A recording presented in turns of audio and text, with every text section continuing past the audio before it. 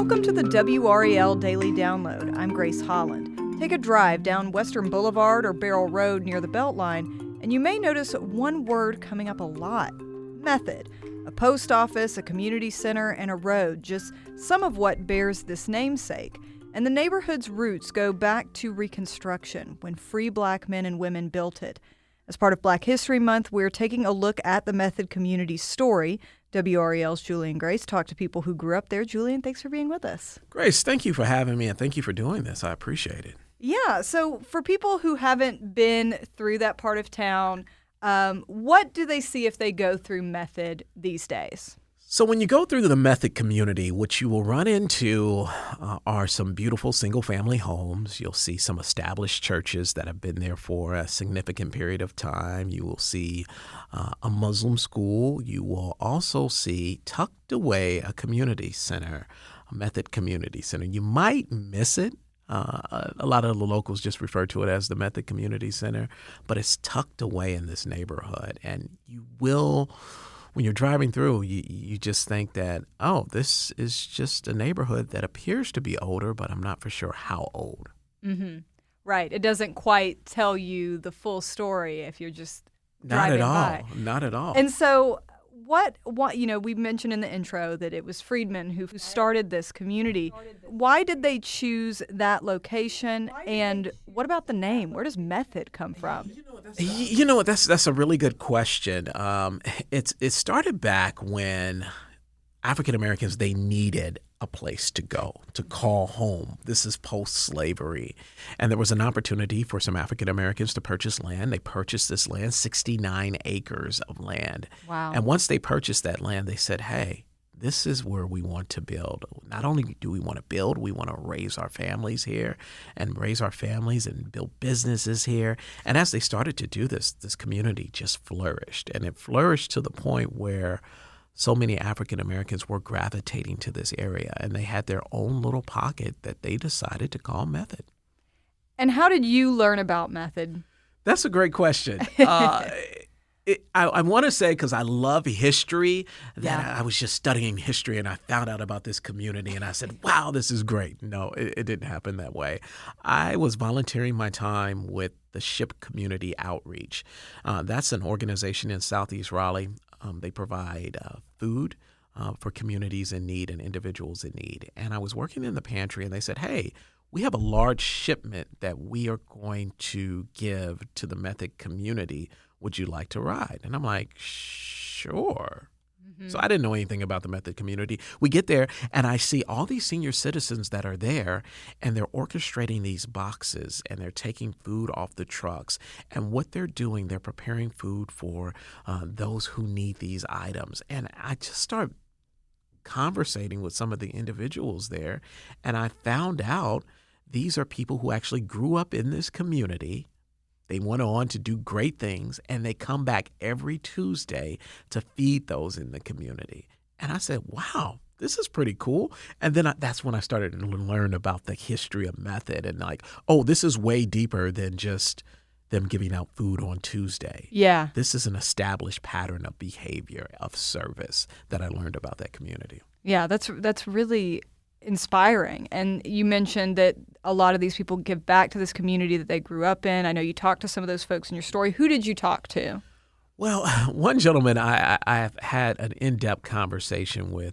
My name is John O. Good, Sr. I graduated from Barrow Kelly, my beloved school, in 1964.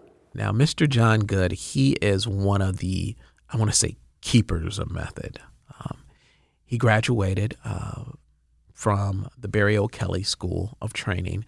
And after he graduated there, he went on to have a very successful career in the Air Force. He retired from the Air Force after 30 years, and he decided to move back to Raleigh, North Carolina. But not only that, he wanted to make sure he was making an investment in his community. He came back and he saw a number of things have changed. I was saddened to see my high school going. I wanted my boys, I have 3 boys, and I now have a great-grandson. Well, I have a grandson and a great-grandson.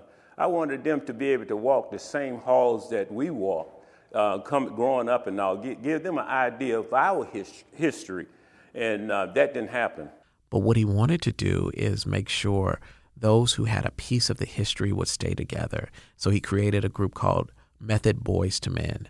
And what they do, they're all about serving those in the Method community and also preserving the history of Method.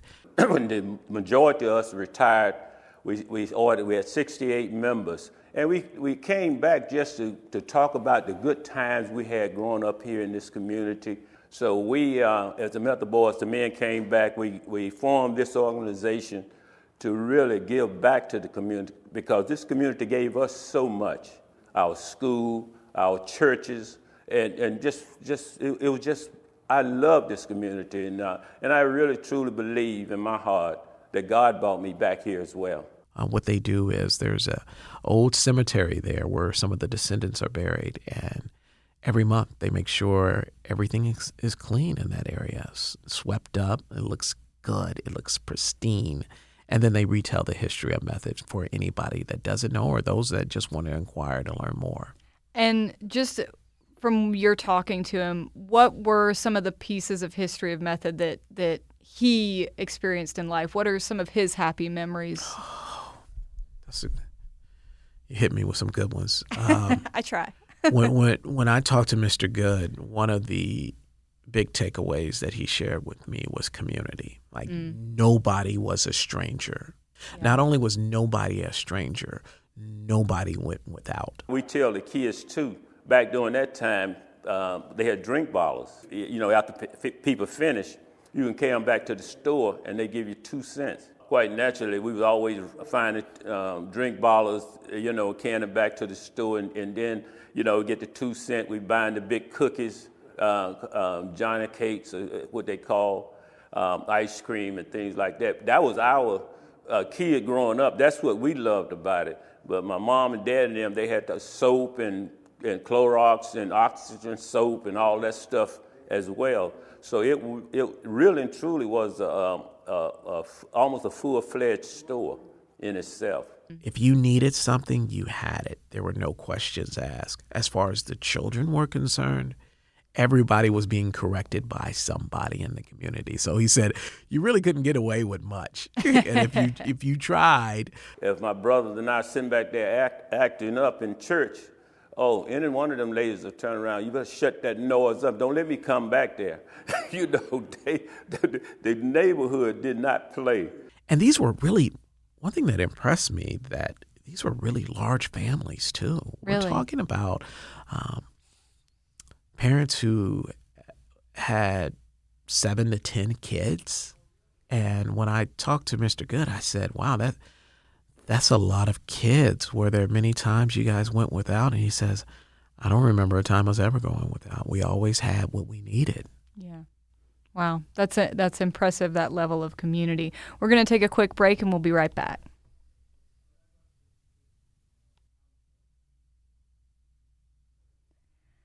So, Julian, tell us a little bit about how Method has changed over the decades.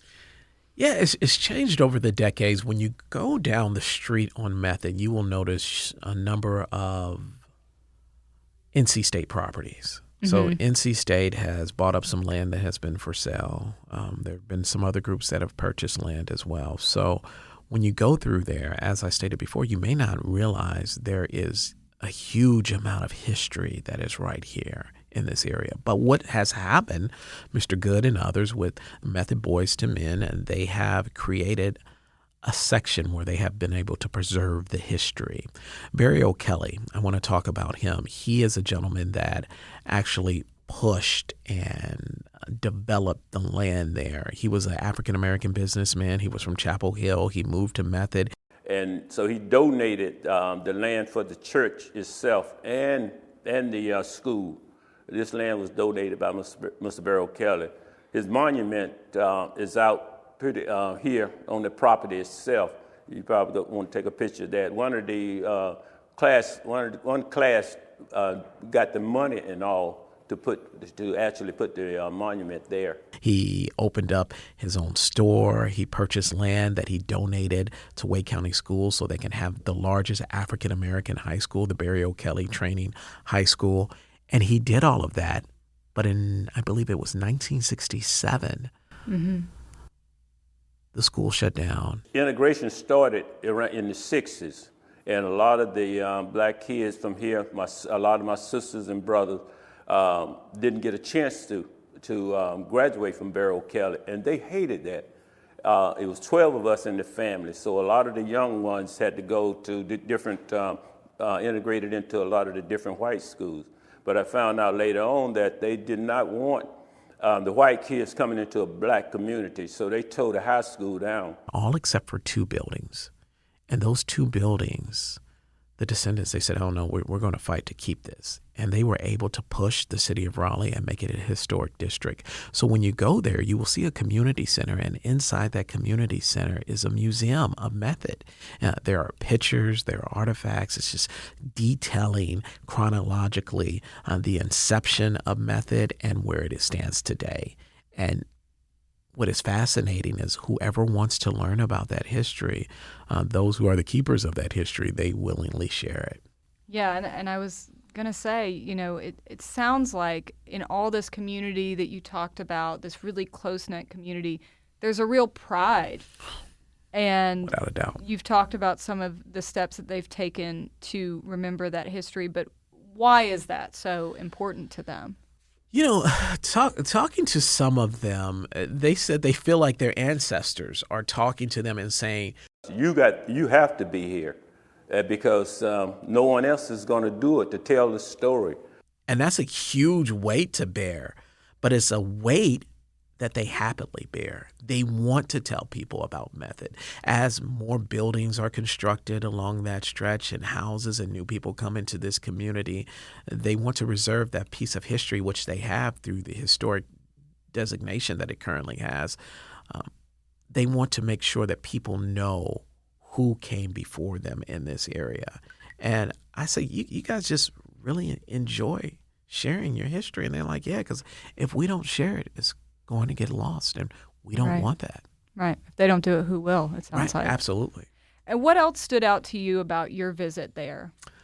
You know, what stood out to me is how eager some individuals are to learn about method. While I was in the community one day, students from Cardinal Gibbons, they came and they took a tour and spent a day with the residents there. They went to the community center. They learned about the history of method. They asked very thought-provoking questions. And as I was just sitting there listening to the students, talking to the residents of method, one thing struck me is that there are so many people that are eager to learn. There are so many people that want to know more. And what is unfortunate, though, there are some communities where the preservation has been wiped out and we don't even know what existed there or what actually stood there at one point. And that's what stood out to me, is that how special this community is and how special these individuals are, that not only did they fight to preserve their history, they are willing to share it on a daily basis. And are there any lessons that we can learn from method? Yes, Grace. Fight for your history. Like whatever it is, your family history, your neighborhood that you grew up in, things that are close to your heart, share that information, because if we don't share this information, it gets lost. And it's almost like it never existed. And people say, well, I forgot about that. No, they never even knew about it. So one thing that encouraged me, that I want to encourage others, document your history.